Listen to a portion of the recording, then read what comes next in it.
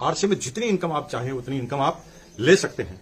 लेकिन जब lack of knowledge की वजह से सामने वाला आदमी में कहता है कि सर इनकम कम आती है, तो हम कई बार उनसे कन्विंस हो जाते हैं।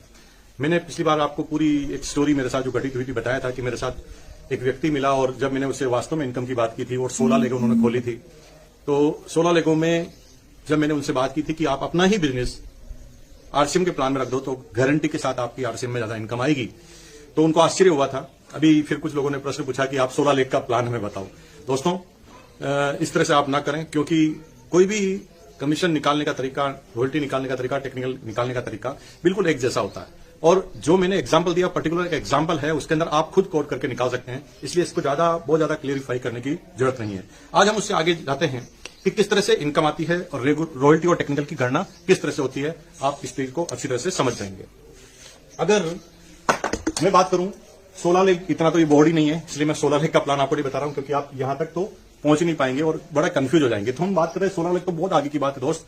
अगर हम केवल 6 लोगों की बात करें तो भी कोई भी टक्कर में आपके बीच में नहीं है। एग्जाम्पल बोनस की कैलकुलेशन करेंगे, उसके बाद रॉयल्टी की कैलकुलेशन करेंगे, क्योंकि डिफरेंस कमीशन यहां पर बन नहीं रहा, क्योंकि 350 से ऊपर के बिजनेस है। और डिफरेंस कमीशन के बारे में मैंने आपको बहुत अच्छी तरह से जब आरसीएम के प्लान का मैंने वीडियो बनाया था तो उसके अंदर मैंने आपको ये सारी बातें बताई थी। तो अब हम इससे आगे की बात करते हैं, कैसे टेक्निकल मिलेगा, कैसे रॉयल्टी मिलेगी। दोस्तों, 2 बातें ध्यान रखिए।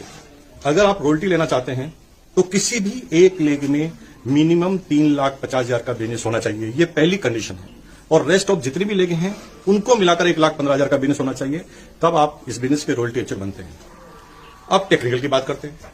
टेक्निकल पर आप किसी भी एक लेग में मिनिमम 5 लाख का बिजनेस होना चाहिए, और रेस्ट ऑफ सारी लेगों में मिलाकर अगर 5 लाख का बिजनेस है तो आप यहां पर पर्ल पिन से शुरुआत करते हैं, यानी टेक्निकल एचर से शुरुआत करते हैं। तो आइए दोस्तों, हम थोड़ी नजर डालते हैं इस प्लान में कि इसकी कैलकुलेशन कैसे होगी। आपको पूरा मजा आएगा, आपको समझ में भी आ जाएगा।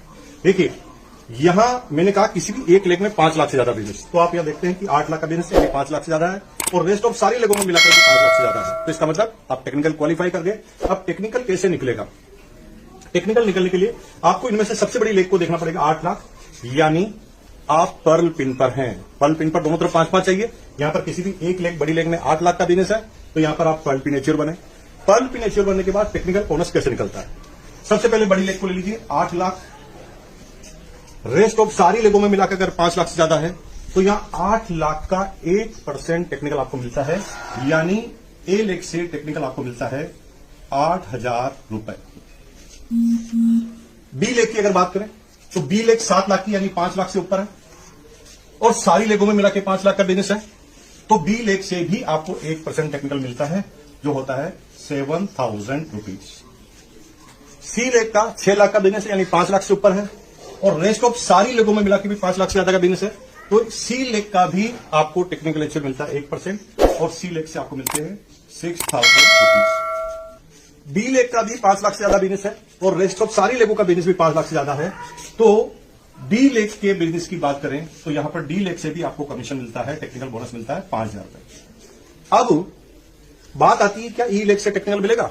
दोस्तों, ई लेग में 5 लाख का बिजनेस तो है, लेकिन रेस्ट ऑफ द जो बची हुई लेग है उसमें 5 लाख का बिजनेस नहीं है, इसलिए आपको इन 4 लेग से ही टेक्निकल अचीवमेंट मिलेगा, टेक्निकल का कमीशन और बोनस मिलेगा। अब गणना करते हैं, ये टेक्निकल हो गया, रॉयल्टी कैसे निकलेगी? हम ये एग्जांपल ले रहे हैं जब आपके नीचे और कोई रॉयल्टी अचीवर नहीं है। टेक्निकल तो हो ही नहीं सकता, क्योंकि सबका बिजनेस 10 लाख से नीचे है। तो थोड़ी देर के लिए मान लें कि रॉयल्टी अचीवर भी कोई नहीं है, और हम केवल इस प्लान के मुताबिक आपकी गणना कर रहे हैं। तो यहां पर मैंने आपको बताया कि रॉयल्टी पर पहुंचने के लिए 3,50,000 का किसी भी एक बड़ी लेग में बिजनेस होना चाहिए, और रेस्ट ऑफ लेग में 1,15,000 से बिजनेस होना चाहिए। तो हम यहां देखते हैं कि यहां पर सबसे बड़ी लेग में 8 लाख का बिजनेस है, और दूसरी सारी लेगों में बिजनेस 1,15 से ज्यादा, यानी 3,50, अधिकतम 8% रॉयल्टी तक आप पहुंच गए। तो यहां पर 8 लाख का सीधा 8%, यानी 64,000 रॉयल्टी मिलती है ए लेग से। बी लेग से कैसे मिलेगी? बी लेग का बिजनेस है 7 लाख, दूसरी सारी लेगों में मिला के 3,50,000 से ज्यादा है, तो ये भी 8% रॉयल्टी पहुंचा। तो 7 लाख का 8%, यानी 56,000 रॉयल्टी मिलती है आपको बी लेग से। सी लेग से कितनी रॉयल्टी मिलेगी? देखिए, सी लेग का बिजनेस 6 लाख रुपए है, यानी 3.5 से ऊपर है, और रेस्ट ऑफ सारी लेगों में भी मिलाकर 3.5 लाख से ऊपर है। तो यहां पर सी लेग से भी आप 8% रॉयल्टी क्वालिफाई हुए हैं, और इसलिए 48,000 अगर 6 लेग का 8% करें तो 48,000 आपकी रॉयल्टी आएगी सी लेग से। तो अब डी लेग से कितनी आएगी? डी लेग में 5 लाख का बिजनेस है, यानी 3.5 लाख से ऊपर है। अगर 3.5 लाख से ऊपर यहां बिजनेस है और रेस्ट ऑफ सारी लेगों में मिलाकर 3.5 लाख से ऊपर बिजनेस है, तो यहां पर 5 लाख का 8% यानी 40,000 आपकी रॉयल्टी आएगी, वो आएगी डी लेग से। अब ई लेग से कितनी रॉयल्टी आएगी?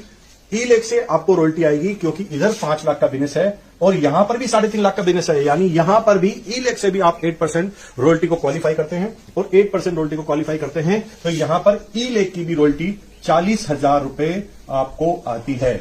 ये बाकी 3,50,000 जो बच गए, ये आपकी जो अपलाइन है उसकी रॉयल्टी इनकम में इसको डिफरेंस के आधार पर छोड़ दिया जाता है। तो यहां पर आप क्या देखते हैं कि जितनी इनकम आप लेना चाहें आप ले सकते हैं, यानी आपकी अपलाइन को लिए आपको सिर्फ एक लेग ही छोड़नी है, यानी डिफरेंस में बची हुई चीज को ही छोड़ना है। इसलिए आपके ऊपर कौन है उससे कोई फर्क नहीं पड़ता। आप सबसे लास्ट में ज्वाइन लेकर भी सबसे बड़े अचीवर बन सकते हैं। एमएलएम में हमेशा ये धारणा रही है कि जो लोग ऊपर जुड़ जाते हैं उनको ही फायदा होता है। तो मैं आपको गलतफहमी दूर कर दूं, मेरी डाउनलाइन में ऐसे लोग हैं जो मेरे से बड़ी पिन पर हैं और मेरे से बड़ी इनकम पर हैं। इसका मतलब आप ये कह सकते हैं कि आपके ऊपर डिपेंड करता है कि आप इस बिजनेस को कर कितना तेज गति से कितना बड़ा काम करते हैं, उससे आपकी इनकम आती है। अब यहां पर आप निकालें कि आपका टोटल कमीशन कितना है, तो यहां पर क्लियर हो जाएगा दोस्तों। यहां पर रॉयल्टी की अगर टोटल बात करें तो रॉयल्टी की इनकम आपकी हुई 8, 7, 6, 5 यानी टोटल 26,000 रुपीज, यानी रॉयल्टी आई, सॉरी टेक्निकल बोनस आपका आया 26,000। और रॉयल्टी की इनकम की बात करें तो यहां पर रॉयल्टी की टोटल है 2,48,000। अब इन दोनों को अगर आप मिला दें तो आपकी यहां पर इनकम है 2,74,000। अब थोड़ा सा आप सोचिए टोटल बिजनेस कितना है, तो आपको आश्चर्य होगा कि 8, 7, 6, 5, 5, 3.5 को जोड़ें तो यहां पर आपका टोटल बिजनेस है सिर्फ 34,50,000। टोटल बिजनेस है 34,50,000, पिन है ओनली पर्ल, और फिर भी आपकी इनकम है 2,74,000। ये मैंने सिर्फ 6 लेग की कैलकुलेशन बताई है दोस्तों। अगर 16 लेग में ये कैलकुलेशन करेंगे तो आपकी कितनी इनकम होगी आप करेंगे तो रात भर आपको नींद नहीं आएगी। दोस्तों ये मिथ है, ये केवल एक सिंपल सा लोगों को गुमराह करने के लिए ऐसा कहा जाता है कि आरसीएम इनकम कम आती है। दोस्तों आरसीएम से बड़ी इनकम किसी में नहीं आ सकती। कुछ लोग कहते हैं सर कुछ प्रोडक्ट में बीवी बहुत कम है, तो मेरे भाई उन प्रोडक्ट में बीवी कम है जिसको मेहनत नहीं करनी पड़ती, जिसकी डिमांड ऑलरेडी मार्केट में होती है, जिसकी डिमांड ऑलरेडी मार्केटिंग में है, उसको ऑटोमेटिक सेल होना है। अब आटा सबको, रोटी सबको खानी है, चाय की पत्ती सबको लेनी है, तो वहां पर बीवी कम होगा। अगर आप न्यूट्रिशन में जाएंगे तो बीवी ज्यादा होगा। दुनिया की सारी कंपनी में न्यूट्रिशन और ऐसे ही प्रोडक्ट तो होते हैं कॉस्मेटिक जिसके अंदर बहुत सारा बीवी होता है, वो तो आरसीएम में भी है। इसका मतलब ये है कि प्रोडक्ट का बात नहीं है, क्योंकि यहां पर अगर इस कैलकुलेशन को आप थोड़ी समझें तो इनकम भी सबसे टॉप पर आती है।